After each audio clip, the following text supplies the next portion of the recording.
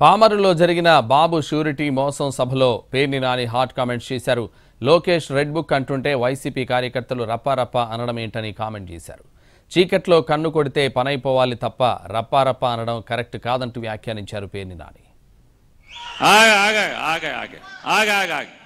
మీరు కూడా చెడిపోయి చివరికి ఆ లోకేష్ గారిలాగా మీరు కూడా చెడిపోయి ఆడు ఎర్ర బుక్ అంటాడు, నువ్వు రప్పరప్ప అంటావు. ప్రజల దగ్గరికి వెళ్ళేది అధికారం కోరుకునేది రప్పరప్ప కోసమా? అరే చీకట్లా కన్ను కొడితే అయిపోవాలరా, నోరు తెరిచి రప్పరప్ప ఎన్నిసార్లు అంటావు? సిగ్గు శరం ఉండాలి మనకి. ఎన్నిసార్లు అంటారు అది? ఇక అదే పని. చీకట్లో చేయాల్సిన పనులు కూడా పట్టపగలు అసహ్యంగా ఏంటిది? ఇక అదే దానికా నీ రాజకీయం? దానికోసమా?